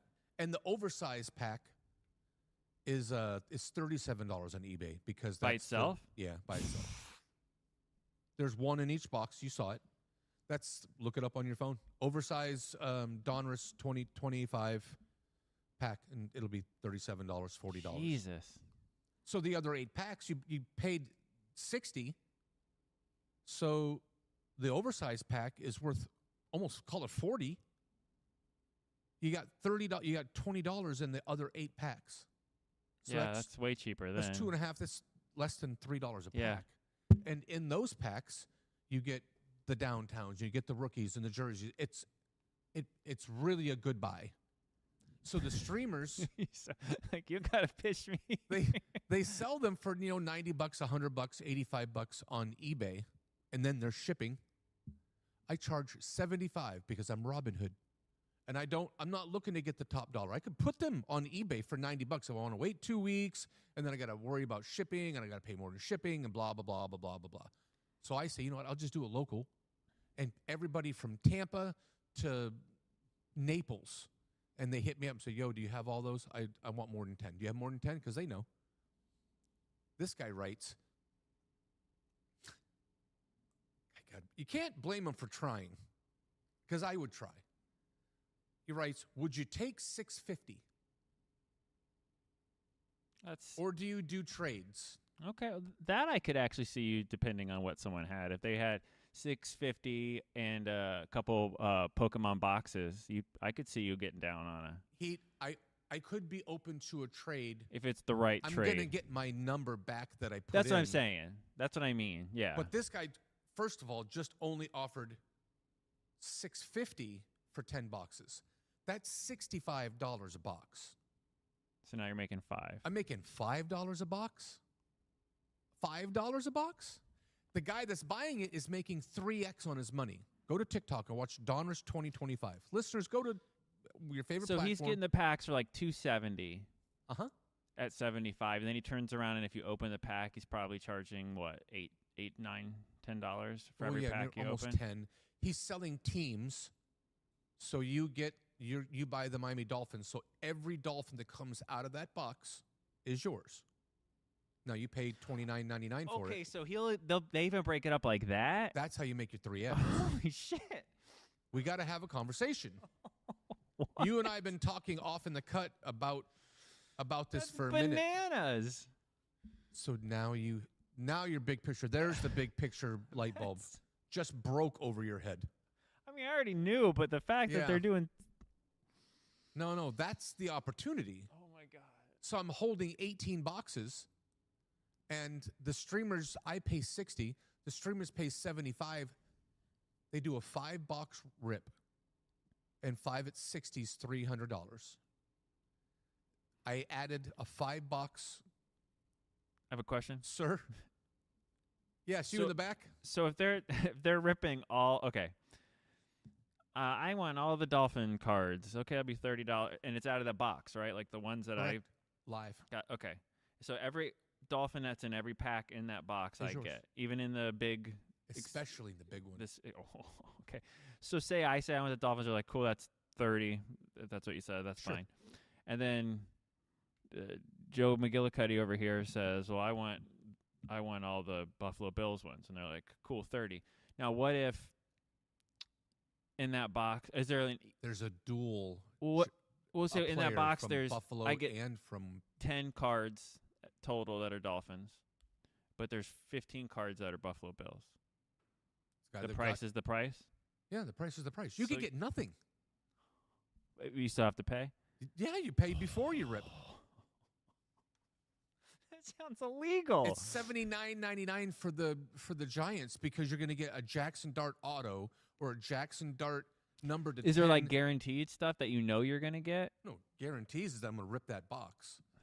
The guaranteed is that you're going to give me your $60 for the Cleveland Browns because of Shedeur Sanders. and Okay. because Okay. of- So hold on. It goes even farther that just for specific teams, on the chance that Jackson Dart, just on the off chance that it's in that box, you now have to pay more if you want the Giants. Is what you're saying? Each team has its own price based on the quality of or the opportunity of that team and who they have in there. Holy shit! A Josh Allen numbered to 10.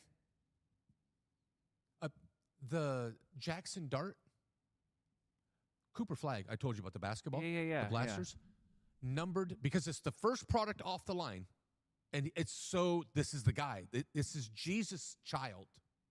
He's wild. It's the first product to hit the public in this much anticipated box, the product. It hits the shelves. Mark watched a numbered to 99 card, just numbered to 99. Numbered a gold numbered to 99 Cooper Flag. There's only 99 of them. Only 99 of them. What did a Cooper Flag numbered to 99 rookie card sell for on eBay? You'll look it up after I tell you. Just a card. Not an auto, not a patch. Just the card. Numbered to 99. $150. $2,000. So when you rip those boxes, you are hoping to get something like that. I watched Mark rip a blaster 2 nights ago. He and I both did. It's the I'm not lot. just a You're playing the scumbag lotto. scalper. I love to rip. This helps me subsidize my cost. I end up not having to pay for my hobby. It's literally like the lotto. It is the lotto. You're playing. There's 200 cards It's in the gambling. set, and that's why it's when you watch gambling. the TikTok videos, it says no gambling, no gambling. It says no gambling because it has to say no gambling. Back to the 32 teams being That's fucking. the 5-box lot that I have $60 in. The cheapest is $900 for the collective 32 teams.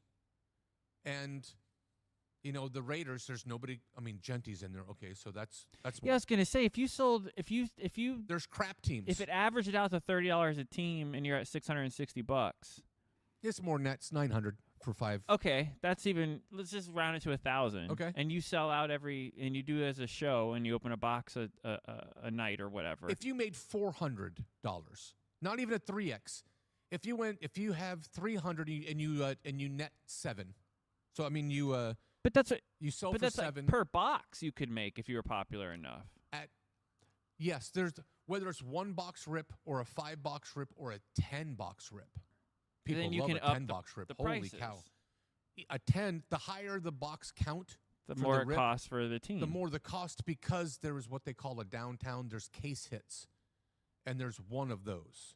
A Jackson Dart downtown rookie is $2,000, and a gold one. Yeah, but numbered you to could 10, take that $750 purchase that they're fighting you on cost-wise, and they can make that back They do. in theory on one box. Correct. Right. If it was $900 was the rake, and they had 450 in it, then they're gonna net 450 On the one box though. on the one on 5.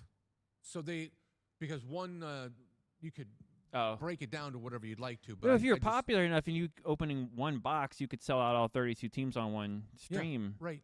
Anyway. and then make a fraction of it'd be 20% of a $5 break. So if they're making $4.50 and so you make $90 every single time. Net $90. Net $90. Yeah, that's what I'm saying. That's How many times a day would you do that, Bean? all day, never stop. All day, every day, never sleep. That's one box, $90. That's what I'm saying. $5 is $400. TikTok whacks you for 15% of the 900. Okay, so here's your 145. For my 450, I'm still up 3. And it took me a half an hour to do that break of 5 boxes. Have you ever seen how fast those guys rip packs? Yeah. Because they make $2.50 a pack. And none of them are funny or They have cool. carpal tunnel. They don't have like a coolness or like a. They all just come across as like, give me your money. We have you, we have me, and then our bit, our niche is we have Mark pronouncing the names of the Pokemon and the football cards. He was doing it last night, and I was going to pee my pants. And we just undercut everybody. And just undercut it, because we're Robin Hood. I don't need the top. I had an old man that was really smart and really rich, really kicked me some knowledge when I was young. He said, don't worry about the cream on the top and don't get your splinters on the bottom. He says, take your margin. Just take. That's where everything what's is there. made. And you just make hand over fist instead of having to wait and having to wait and having to wait. I got a dude that is, he wants some prismatic surprise boxes. And they're $40 a piece, period. And in a shop, they're $50. So I got them at $40. I sold 7 last week at $40 a piece. I make $11. So I made $40. No, I made $80. But a guy hits me up and he's like, hey, I'm in town, I'm working, and that's what happens a lot too. People are here for work or whatever, and it's a different market, and it's easier to get stuff here than it is in Chicago or Tampa or Miami, and so they just load up. And so he says, yeah, I'll take the 2. And I was like, you want more than 2 if I happen to have any more? And he's like, well, yeah, how many do you have? Sold. How many do you have? Sold. You know, I'm a hitman. That's what I do. I'm a salesman. And so I hear buying signals, and that shit turns me on. It's a kink of mine. I listen for it. I walk into a Publix, and she's like, oh, do you have this in the thin cut? That means sold, butcher, sold. Ask her how much she wants if you can get it for. And I'm selling for. They're like, wow, you work here? I was like, no, man, this shit just excites me. So he wants the 12 boxes. I got 12 left. I only have 12 left. I had 20. Pick a number. I had this earlier. I only have this today. He's like, all right, I'll take it. He's like, how about 35 each? And I was like, no. I just sold 7 at 40. Why would I sell you any of them for less than that?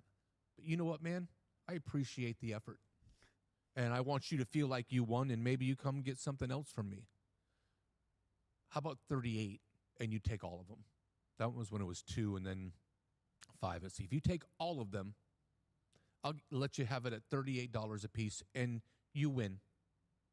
And you can buy the iced coffee, and you can get the kids something on me. That's my gift to you. I appreciate the effort. And he's like, all right, I'm in. And because you have to feel like you won. In a negotiation, it needs to be their idea, and it's fear of loss. It's hope of gain. They're just the psychology. Those are practiced methods. The Sullivan nod, when you nod your head up and down, right, Bean? Yeah, that's right, Bean. Yeah, no, you're right. And, well, you said, but if I give that sale to you, I tell you what, man, I'll call you my little brother, and I'll give you a discount because I'm going to move all these and get on to the next one. I don't have to, and I won't. But today, if you take all 12 of them, yeah. If I don't get this deal right now, I'll never get it again. And there's a buying signal, and then it's a frenzy, and the endorphins release because it's a high. Because you won. Oh, man, I got him for $38. He's telling all of his friends, I got him for $38. Yo, man, I got this for $38. Okay? So you save $2. You know how much money I made by not having to go to 4 different buyers now and spend 30 minutes at each stop and having to go. I just saved time. You just saved me that time. Old school. Yeah, baby. So the multi-box rip is where it's at. That was the picture I sent you of most people that I meet look a certain. They fit a mold. Mm-hmm. Mm-hmm. The fellas are my size, man. They're 6'2" and construction workers. And I've met a firefighter, a lumberjack, an actual lumberjack, an electrician that goes up on the posts, and construction. I told one dude, I was like, oh, for arm wrestling, so how about we arm wrestle for the price? And he's like, boy, I love my chances. He's like, I use what do you say, a chainsaw all day long. He's like, come on up. And I was like, no, man, I was just playing. I'm not going to arm wrestle you to save the money. But they look a certain, they're a mold. I sold 10 boxes of football a week ago to two fellows from Tampa that looked like they played World of Warcraft. How about that? They're Yeah, no, I've seen South Park. Yeah. okay. That's who came. Nice guys too, but that's what they look like. I get a message about the football yesterday, and it's a woman. And sometimes women will text. It's not all just men. Opportunity knows no gender. I like to see who I'm going to be meeting. Keep you safe. And they do the same thing. I met somebody on Sunday that knew one of my people. I don't Facebook,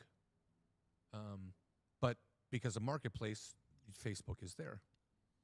So when I met her, she says, hey, you know Bobby McGee. I was like, yeah, how you know Bobby McGee? And then it was like, oh, you went onto my profile and you saw my friends and you saw that's what you did.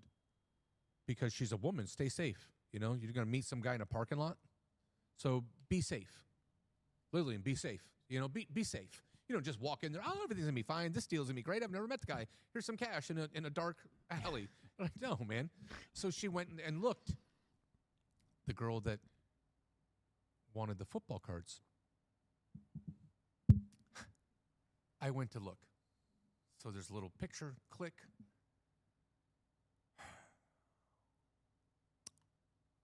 She's from Chile. How about we start there? Yeah. Okay.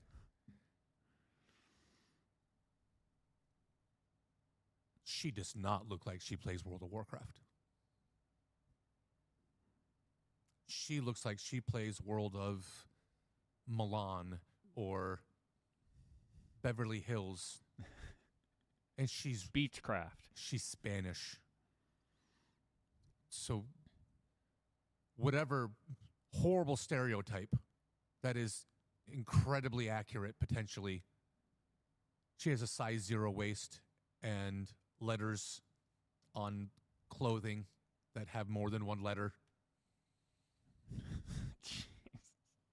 And loves tank tops and weighs 120 pounds. And Jiminy Christmas. And she was buying Pokemon cards? Buying Pokemon cards.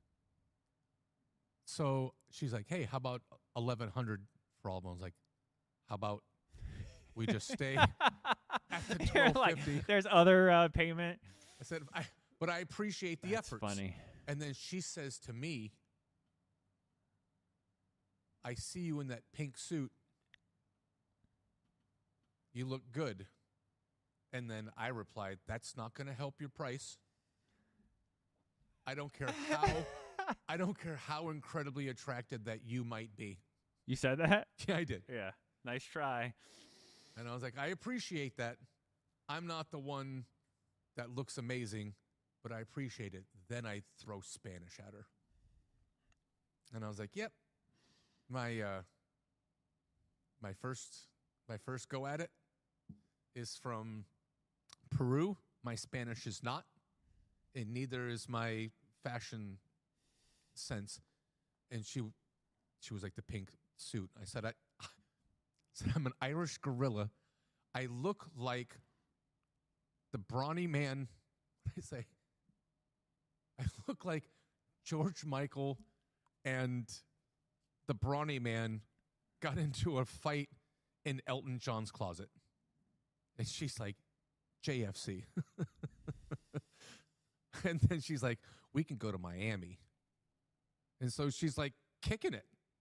And I was like, still the price is the price. Yeah. So whether nice. or not that I look amazing in Miami next to you, Appreciate or vice that. versa. Still gonna need the money. Yeah. So the hard play is, all right, man, well, thanks a lot. And then I said, ciao, bonita, suerte, see you later, babe, good luck. And that was it. So she looked at my picture to see who she was talking to. She thought she saw could. some scumbag, and she's like, it's a 3-piece suit that's pink. I'll just flirt with them and get the price down. Cool. I'll let you do that and keep the price where it is. She wanted all 16 boxes. And she wanted to stream. Look, there's opportunity out there. And it's hard to dive into unknown waters. You have a regular job, I have a regular job. If I can make $400 every time I open 5 boxes, or any of the that product would be your that regular I buy job. anywhere. I have 20 hanger packs coming in, as I mentioned, that I bought pre-order. I paid $13, so $14 after tax. And I sell them for $20. If I sold them for $20, that's $6 a piece times 20. So that's $120. That's not a week's worth of pay. No. And then you got to go buy it again. Now you got to go find it again. And good luck finding it again, because the first wave that came out, there was a bunch, and then it's nothing there for a month because they pushed it all out on the beginning of the release. So you sit, wait a minute. So I don't sell them, Bean. They're not up for sale right now, but I will sell them before the next product comes out, because it's the next one that's the big one. It's the next one that's the most popular, and on and on and on. And I just shove the product in the grinder, and that's how we get down. But you're onto it with the Pokemon Eats. Absolutely onto it. And everything I buy in the retail stores, I sell locally, whether it be at shows or at the flea market or on Marketplace. And you make your 20%. Now, how do you cut up 20% between 3 people? That gets difficult. But with the volume, now with volume, now it becomes, okay, because that person's got maybe 1 or 2 people. I've got 1 or 2 people. Maybe you got 1 or 2 people. If I have to think for you, then not you. But if someone has to explain it to you more than once, then you should find something else to try to listen to. Our listeners are sharp people because they're just like us.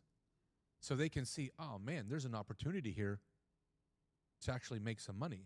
It's called capitalism. The 3X and the 4X, that's life. Sometimes you fall into that. I got a brand new box that I paid $31 for last week that sold for $85. Am I supposed to feel bad because I actually made $40 on that box, where I'm making $2.50 on the other stuff that I'm selling just because it's volume? And if I have 5 products a week and I make $30 per product, I grind it out $150. I hustled $150. Come on, man. It's making $1.50 a pack, making $2 a pack. I don't get grief over that. I do. But it's that big box. Now I got one that's worth some money. Oh, you scumbag. They laughed at the battle boxes that I talked about half an hour ago before this tangent. They were $15. I put them on eBay yesterday because they were $45 a piece. I paid $15. So I listed them on Marketplace, and I had laughing emojis, eyes, the tears of laughter, laughing because they know it cost $15. And I'm selling it for $40. $35. I bring it down to $35. I'm going to double my money. And it's $10 cheaper than eBay. And you don't pay shipping. It's a service that I'm offering you. So some people are like, all right, I get it. It's just what it is. It's the market. You find something and it's worth X dollars. I'll take less. But I listed them on eBay with a buy it now of $39.99. And I sold 2 last night. I have to go ship those right after the show. That's what it is, man. That's just what it is. You could get in line and get them yourself. And they had so many there that I got what I got where I got it. Continued to work. I just stopped in, picked up a couple. You're only allowed 2. I went to work. Hours later, I drove back and was like, you know what, man, let me look again. And there they were, still there. I'll take 2 more. So now I've got $60 in it, and I've already sold 2 for $80. So I've made $20. I've made 30% of the money that I put in, and I still hold 6. It's just math. And if you don't think like that, then you're going to work for somebody else for the rest of your life. If you don't see an opportunity, I'm not saying to go walk around and push kids down a flight of stairs to get their cards. They get all their cards. They get exactly what I get. And if their mom's too busy smashing the yoga instructor to get up and go to the Walmart and get them herself, then she could pay the $10 service fee. It sounds like that's your campaign ad for the. And we do get half that hate me and half that appreciate it because of regardless of the dollar. You shouldn't make $1 on Pokemon. But what do you do for a living? Like you don't I'm an advertising. You don't think Nintendo wants that to happen? I paid $100 for a copay to get an autograph on a piece of paper last week. There's your service fees, $100. He went to school. Well, I went in line. Service fee. It's a small service fee. You wouldn't stay baked. I mean, you wouldn't stay in a certain position. I don't want to leave the house. I'm watching a movie. I'm playing Fortnite with my peeps. I'm playing COD. That's why if it was something like, I just want to rip some Pokemon cards, but I know there's like none anywhere. Oh. For $2 service fee? For $2, I'll bring you what you like. How many would you like? Just hit that Apple Pay. Yep. Ding. I'll bring it over. There's absolutely the fact that we talked about it out loud. I know we got to stop. We've done that before. We've had ideas that get grabbed, and this is we need to wrap this up and have a talk. Yeah, we need to talk. We got to talk. So it was a good show, and I do appreciate it. We talked about our Thursday game. We did at least talk about that. I don't think I gave a pick officially because I. Well, then come on, man. I They're dying to hear. Can I just not? Because I really feel like it's going to be like the Buffalo game. I feel like the most likely that gut feeling I have, where everyone's like, this is not going to be pretty in it, and it's a tight game at the end. But will Tua throw a game-breaking pick? What's the score? Oh, you know he's got a pick in the bag. I don't know. He threw so many the last few weeks. Yeah, he likes to throw them. He's got 15 touchdown passes, which is near the top of the league, and he also has 10 interceptions, which is top of the league. Jameis Winston. Oh, just to get hurt again, I'll pick Miami. On the money line, we're taking a team. Who's going to win the game? You're taking Miami, all right, Homer. And I see a universe where that happens. Well, I guess I'm saying it's probably going to be Baltimore, but I might as well get hurt again. I'll take Baltimore. Just I'll be the one person on the show today that tells truth and isn't biased. I just told truth. All right. Well, good luck to that. Baseball. Hashtag humble. Do they get 2 days off? They get one. I think it's 1 day. I think the next day is. Because I was going to say, will the series even still be going when we? Not when we get back. It'll be done by the time we come back on Saturday. Because they play Thursday, Friday. They play Thursday, Friday? Yeah, they're off today, and then they'll play the next 2 games in Toronto. It's gonna be something. It's saying 8 p.m. tonight. Yeah, and they had. I wonder who's pitching. I haven't looked yet at who's pitching. It is Snell versus. Snell's going again, huh? Yesavage? Yeah, Yesavage. Yesavage. He's a rookie that wasn't even on the roster 2 months ago. And then, wow, that'll be a good game. And that was game 1, both starters from game 1. So Dodgers minus 190. Yesavage, he pitches well for a rookie. He started the World Series for Toronto. Started game. So they're already back to their. Yeah, The fact that they have a rookie start the series for them. And they won that game, right? Yeah. Oh, interesting. Plus 165 for Toronto. That's just over-under is, I haven't looked yet. All right, take a stab. I can't see your screen. 7.5. 8.5. No way. That's too high. That's too high. I had the under last night's game. I thought it was going to be 4-2. It was 6-2. 8.5 last night. The pitching comes out this time of the year. And they scored a bunch. Well, Toronto scored a bunch yesterday. It was under 8.5. It was 7-1? 6-2. 6-2. You add that up, and it's less than the number of 8.5, which means I get to go to the window. But alas, I got wiped last night. I got wiped. Is he going in tonight to fix it? Mark. I got, yeah, right. Mark. I got $5 left. And drop 5 on Toronto? No, I dropped 5 on. I'm saying tonight. On the Dodgers and do it all over again. So 5 turns into 7.5.